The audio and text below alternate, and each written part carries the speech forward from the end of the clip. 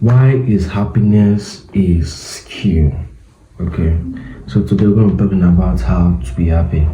Now, some of you guys will look at it as insane.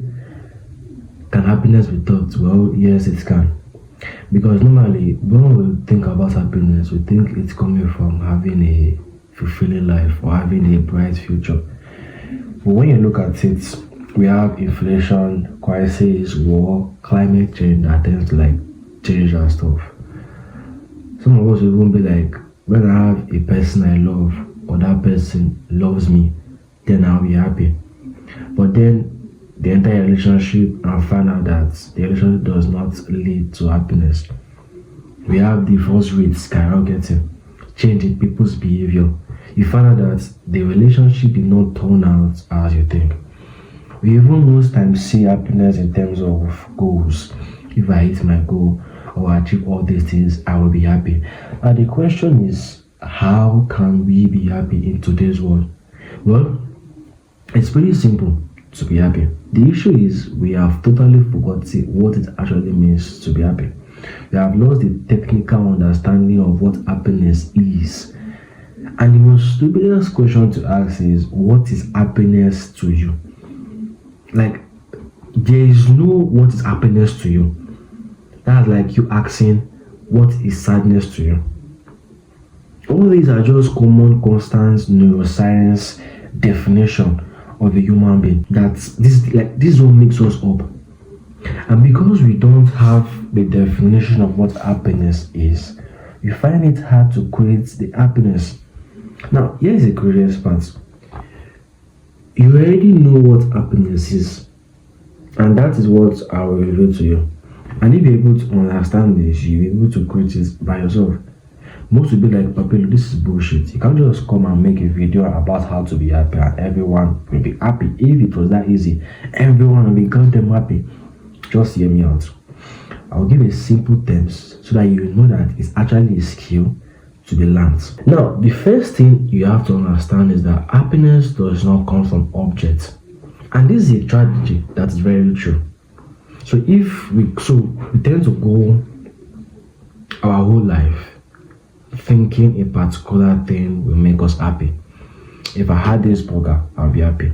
If I could get a person to fall in love with me, I'll be happy. If I could get laid, I'll be happy. If I can get promoted, I'll be happy. If I get X amount of money, I'll be happy. If I had all these things, it would bring me happiness. Now, why do you believe in this stuff? Well, in our experience, it seems true. You wanted an iPhone 17, you got an iPhone 17, you are happy, and you think that's how it works. Well, it does not work that way. You see, if the iPhone 17 is where the happiness is, or no, let me use a very different example. Video games now. If the video games is where the happiness is, every time you play video game, you'll be happy, right? But the issue is, the happiness is not in the video game. If it was, you will not be here watching me. You'll be all day playing the video game because that's where your happiness lies. But it's not. That's why you're not doing it consistently. So chasing a particular object does not consistently give you happiness. That's why when you finally have that burger that you're chasing, that sex you're chasing, that X amount you're chasing, that show, that video game, when you finally have it, you'll be like, it's not enjoyable. Because you have found that this is not what you thought it was. So this is what you need to understand, right? If the happiness is in the object, if you engage in that object, you will get the same level of happiness that you will get. For example, now, if the weight of this pen when I pick it up is the same weight, it will not change no matter how much or how many times I tend to pick it up. No matter my mood, no matter the climate change, it is still the same. But that's not how it is for happiness. We don't engage in a particular action and get a particular level of happiness, and engage in that action and get a lower level of happiness. So the question is, how does it work for happiness? We will still focus on our experience, right? Now, there is a saying that comparison is the theft of joy. Well, that is true. The flip side is Comparison is not only the theft of joy. So now we can go all our life not comparing ourselves, but there are other things that can take our joy. And if you understand this, it will really help us know what happiness actually is. Now, let's say I got a particular toy and I called my friend and I told my friend, yo, I got this toy. Okay, and he told me I got that same toy with another toy. Suddenly, my happiness drops. I was happy before, but this bit info from my friend came, and now I'm unhappy. I was happy with particular thing a minute ago. Now the happiness has disappeared. Isn't that weird? Think of it that you can be happy, then something come up, then your happiness is being robbed from you. Weird, right? Now, let's look at another example of playing a video game or bench watching Netflix or a show and you are not enjoying it. Now, what is even the reason why you bench watch a show and not enjoy it? Why do you even long for it? Why do we even long for watching TV? Why do we even long for video game? Why do we even long for sleep? Some people even go as far as longing to die. Well, the answer is peace of mind. We want to be lost in the movie that we're watching. We want to obliterate our mind. Lost in the moment when we don't have to think of anything else aside from the action in front of us. And this brings us to another point. Mindfulness. The point to mindfulness is not to fill your mind with stuffs, but to empty the mind. In fact, the actual practice should be mindlessness, because that's what we are trying to do, to empty our mind. And when we do that, we feel content and happy. And that is why people who practice mindfulness for a long time are objectively happy. So now, what is the nature of happiness? For example, now, if you're happy with this particular pen, right? We are absorbing the pen. We are focused in the pen. That's why most people are so addicted to drugs. What happens when we are dancing and we are high? You feel lost. You feel free. You feel absorbed in the action. You're not thinking of anything else anymore. So the nature of happiness is one-pointedness of the mind. Thanks to Dr. K for teaching me this. The nature of happiness is one-pointedness of the mind. Anytime we're absorbed in a particular activity, we are happy. The issue we give ourselves is that we depend on external objects to give us this one-pointedness of the mind. It's like this, right? Since you don't know how to create that one-pointedness of the mind, oh, I will rely on this object for help. I will rely on video game, drugs, or TV show for it to give me that which I cannot get myself, which is what? That one-pointedness of the mind. And the problem is that as we rely on this external object to make our mind one-pointed, our mind becomes weak. We don't have that capability anymore to make our mind one-pointedness.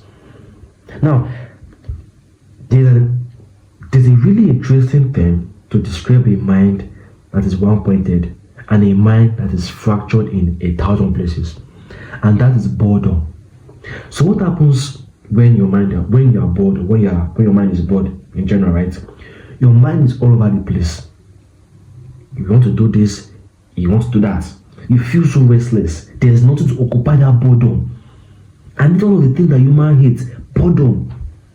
You see, right? Happiness and boredom should be the one that is opposite to each other, not happiness and sadness. Because happiness is one pointedness of the mind, while boredom is the opposite. It is all over the place. Think of it. Why do you have to always press your phone when you're eating something? It's because instead of focusing on eating, your mind is all over the place. So what do? You look for an artificial way to focus the mind so that you're not being bored when you are eating. If you look at all the things that destroy our happiness, we'll see that there's one common pattern. You can be happy that we have this pen, right?